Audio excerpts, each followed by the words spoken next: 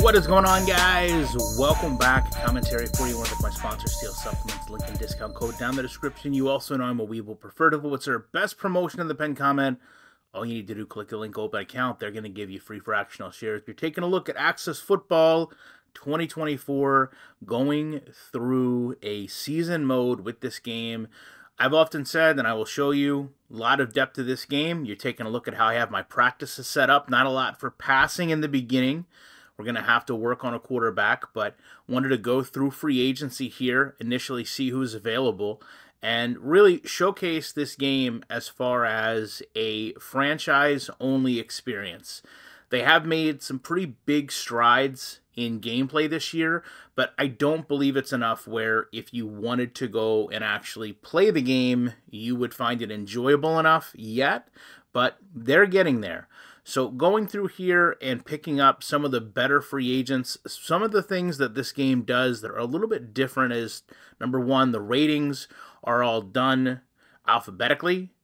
The player's age really tends to get higher, so you're seeing players that are in their 30s, almost in their 40s, so it doesn't have that big of effect. It also has a very simplistic, and I mean that in a good way of going through and getting players on and off your practice squad. So basically, overflow, if you will, from your main roster goes over to the practice squad, and then from there, you need to assign them back to the active roster, put them on the depth chart however you see fit, and then they'll obviously be eligible to play during the course of a game. So going through and trying to build a team can prove to be a challenge. You have obviously the morale rating up there, and this game has gotten so much better as far as its actual simulation time. So you'll see I come over here, just double check, make sure I've got all the coaches in place, everyone as far as free agents I wanted signed, and then literally simulates games extremely quickly. I also want to go through periodically and just check and make sure there's no injuries that I need to deal with. Now, this does have a coach mode. It does have a spectator mode. But honestly, it doesn't take all that long. You can probably get through a full season in 7 minutes, 10 minutes doing it this way, and then have a relatively robust management experience, as you'll see. Pick up our first injury for the year. That recovery bar that you see on the left-hand side will change as players become longer and shorter in their ability to not play. And we are not off to the greatest first season here, as you can tell. I don't mention it just yet, but I will as we go later on. This game is incredible in terms of keeping stats and records for your players, individual, game, season, and as you kind of go down the history of your team, the longer you play, the more you'll see those things change and adapt to the actual series. So 7-9 record, you take a look at the playoffs there, and it allows us to kind of simulate to see who is going to be the champion.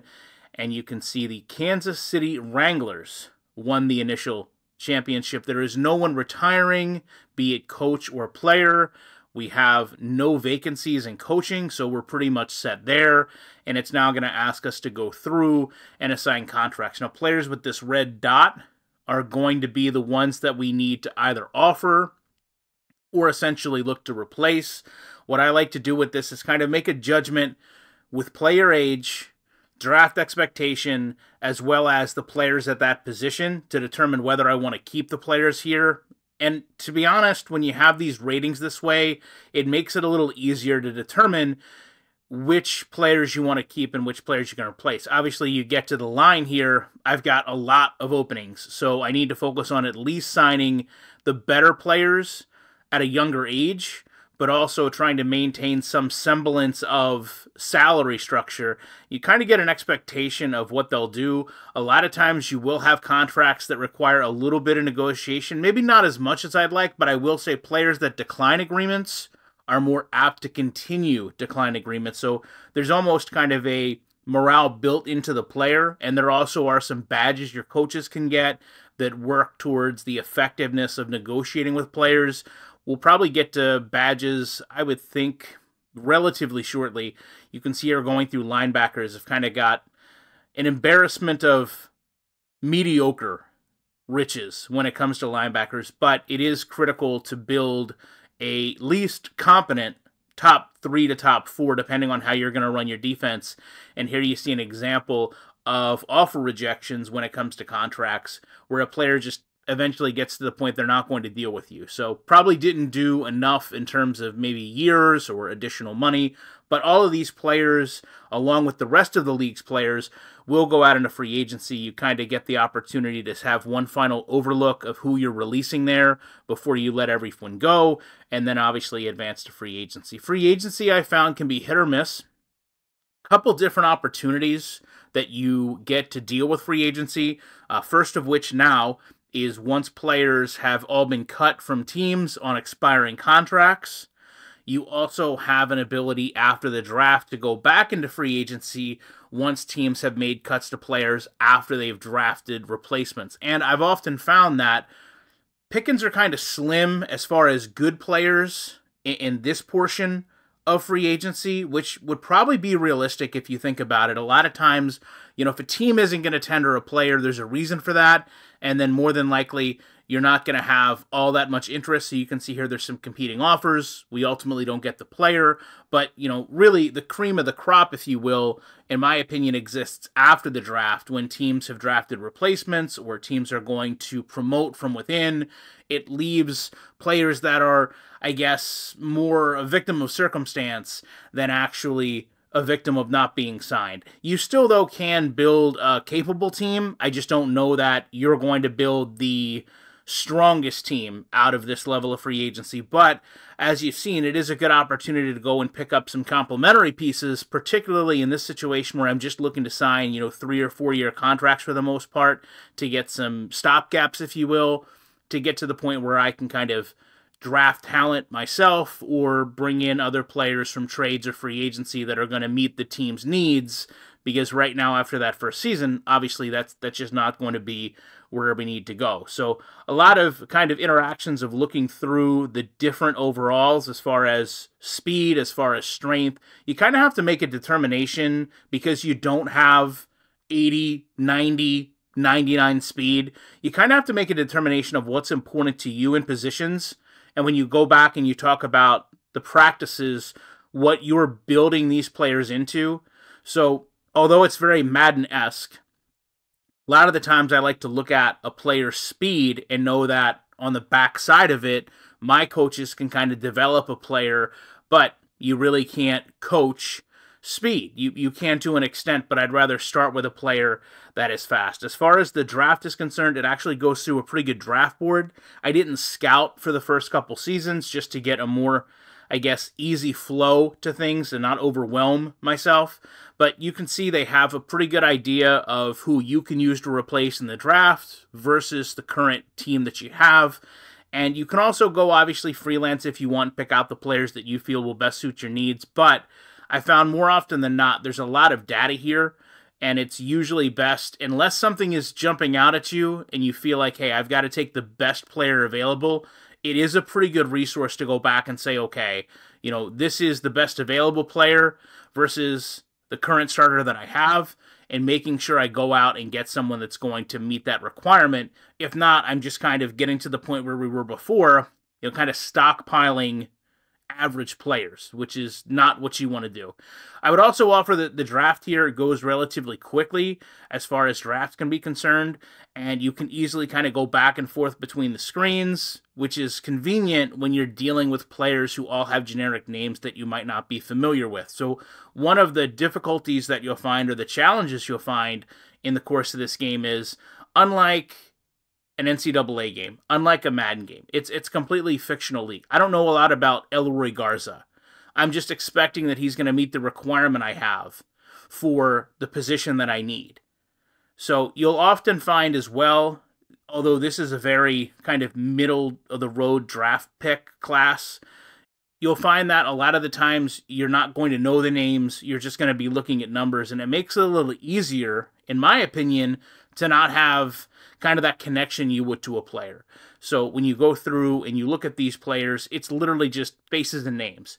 You're not making a connection, so you're much more in line with how good is this player going to fit my team versus do I just like this player in real life and want to bring him on the team. Now, don't get me wrong, there is a player in this game that I have a pretty strong affection for, and I assure you, I will make sure that I bring them onto the team.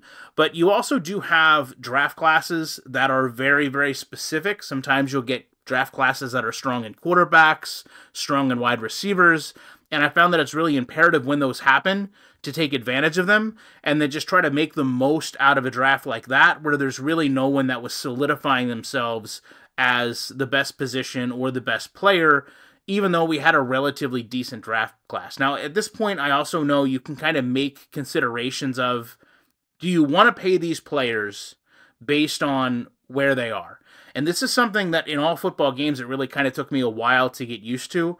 You don't have to sign every player that you draft. So if you get in a position here where a player maybe wants more than you're willing to pay, or maybe, again, you've got kind of an abundance of players that are mediocre at that position, you don't have to just go and get every player. I will say, for depth purposes, I try to bring the most years to these players.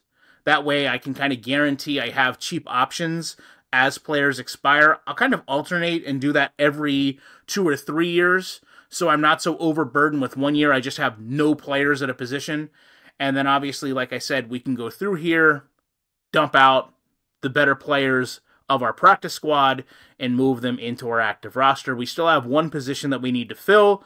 So, as I said, this is kind of where you start to see some of the better players just become available, but there's also a lot of bidding that goes on for players in this. And you also do have a pretty good concept of team building throughout the league. So you're not going to have one player that kind of, one team that kind of stockpiles all the good quarterbacks or stockpiles all the good halfbacks.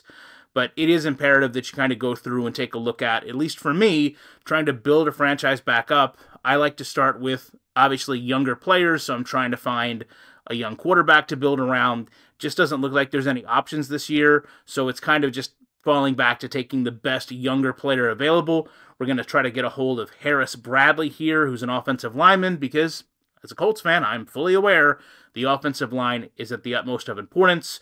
And then you can also kind of determine briefly and loosely where you want these players to go. You know, again, when you don't have specific numerical ratings, it makes it a little bit more of a challenge to put players in position, specifically with like linebackers, where speed doesn't always favor into the middle linebacker. You might want them to go out in coverage more often. So it does kind of force you to pay attention to the way you're managing your team. And then from there, obviously, you would look into going out and playing the rest of the season. I'm going to go through the season the same exact way, where each year we're going to go basically up to where we're going to play, but not specifically start that next season. So I feel like that's kind of a good way to get a fresh start every single time. We look at the way the team handled the year, then we build off from there, add players in, and try to expand. Appreciate you guys watching this video. Love to know your thoughts on this. You know I will be back in the week with more commentary.